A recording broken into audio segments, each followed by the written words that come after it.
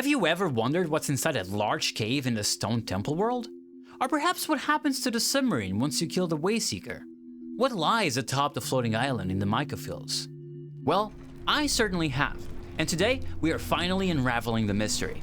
So far we've only ever been able to use a no-clip function to fly around with our character, but now we have access to a camera that can fly anywhere without unloading the surrounding area. Let's start with one of the most fascinating discoveries in this video. The first thing I want to show you is actually a reference to Halo. We can see an armored character representing Master Chief holding presumably Cortana, and standing beside what I imagine is meant to be the Warthog. They seem to have used a retextured Peccary wearing a Yeti helmet, gave it wheels, and just added a whole-ass machine gun on top of it. There are also some grenades on the ground, but I'm not really sure what that could mean, if there is a meaning behind them at all, so let me know in the comments what you think. At the bottom of the far garden there seems to be a floating platform, though I'm unsure it serves any purpose. Here's what the ends of the train tracks in the train world look like. And here's a close-up of the moon. This area would previously unload past the first doors, but now we can go a bit further. There's a sign on the wall that was added with this last update, which I've covered in my previous Out of Bounds video, and the rest of the room is empty. In the mirror world, we can verify that these locked doors don't lead anywhere. By the Tarrasque room, there's an area that would normally unload before we could get too close. I've always been curious about the room you could see from the window, so let's take a look at the inside. Unfortunately, considering this is a disembodied camera, I can't carry a headlamp around to light up these dark areas, but we can still sort of make out the debris and the shipping container. One of the places I was most curious to look at was this floating island in the mica fields. Now we finally get the chance to look at it up close, although there's actually not much to it at all, as it appears to be just a large rock. Here's a closer look at the beautiful northern lights in the cozy cabin homeworld.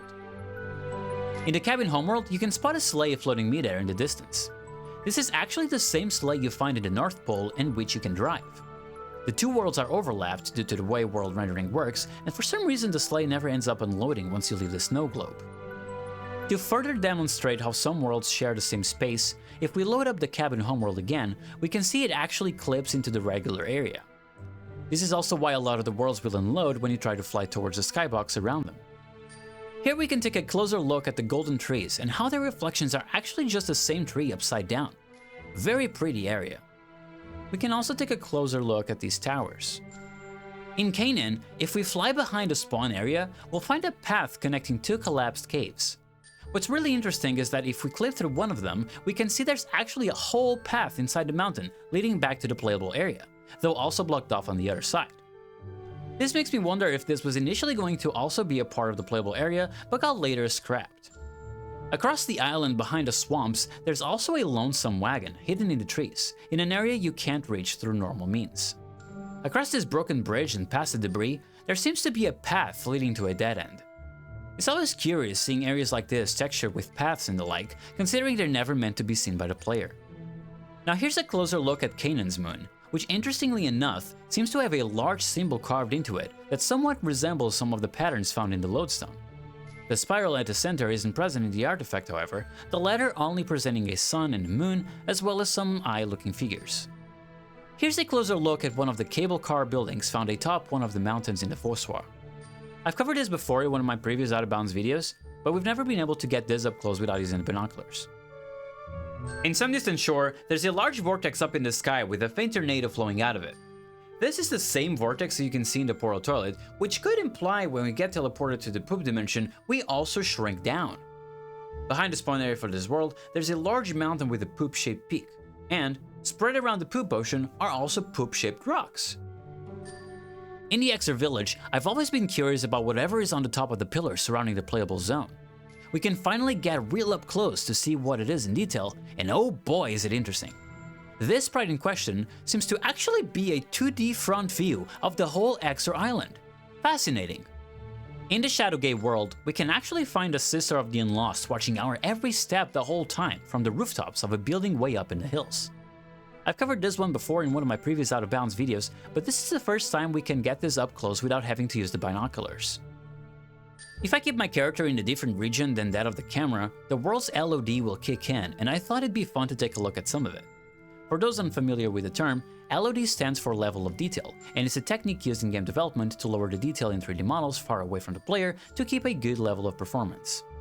We finally get to take a closer look at the large wall present in the Gate Arc Defense facility, as well as what's on the other side. Unfortunately, and as per game development logic expected, there's nothing hiding behind a wall. We can always let our imagination wander, however, and guess what can only be a terrifying future. After defeating the Wayseeker, a huge rift opens up in the ocean. Trying to fly to it will typically unload the world, but with this camera, we're able to take a close look at it. Fascinating detail I never noticed before is that there's actually an anglerfish shadow figure swimming out of this rift, the exact same figure you can find in the anglerfish painting found in the office and residence sectors. Underneath the map, there also seems to be an object resembling an anchor, as well as a whole boat. I've always been curious about the exact point in time the submarine disappears once you've defeated the final boss. However, because killing it teleports all players in the server back to Albatross, it's impossible to stick by the submarine to see it disappear. Now, there might actually be a chance. And by might, I mean, it still didn't quite work out. In fact, the results were really interesting and quite unexpected. I had a friend of mine kill the boss while I kept the camera by the submarine to see it all happen in real time, but interestingly enough, the submarine never did disappear. At first, I thought maybe it'd be gone after the credits or after you teleported out of Albatross, but neither were the case. We thought maybe with the newest updates something had changed until I teleported my friend back to the hydro plant, only to find the submarine was actually gone for him, just not for me. What's even more interesting is that despite the submarine not being there on his end, the colliders were still present, so much so that he could still shoot it and even stand on it. It was only after I rejoined the world that it finally disappeared for me as well, and with it, the colliders were also gone.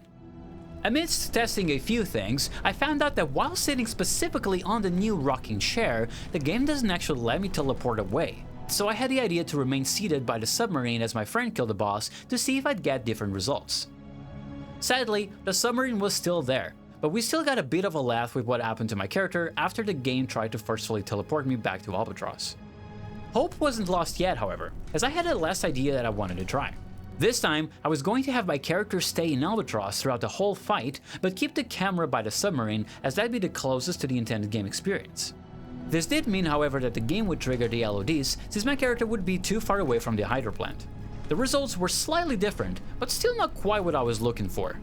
After the boss was defeated, you can see the LOD version of the submarine is still present, but once I teleported my character back to it, the game had to update the area, and this time, the submarine was gone. Unfortunately, it doesn't appear to be possible to see the submarine disappear in real time, as clearly it won't sail away while being watched. Yaw, it's got stage fright! Even though I'm sure it just pops out of existence, part of me always hoped there'd secretly be an animation of Abe jumping inside a submarine and just driving off with it. I've always wanted to see what it would look like if all worlds were visible all at once from space, so I decided to do a recreation of exactly that. We can see how many of them actually overlap, so I went ahead and also spread them out a bit so it looks a bit more perceptible.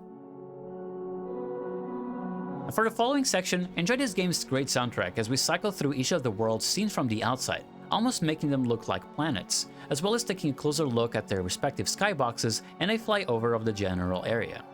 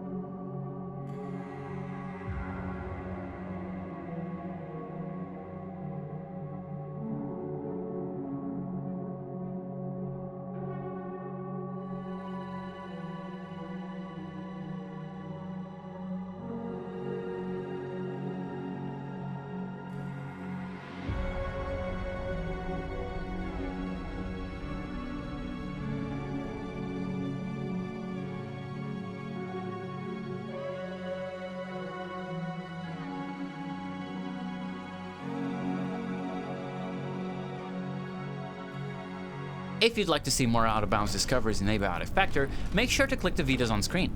Let me know if there's anything I didn't show that you'd like to see, and I'll be sure to make a follow-up video once I've gathered enough material. Thank you so much for watching, and I'll see you next time.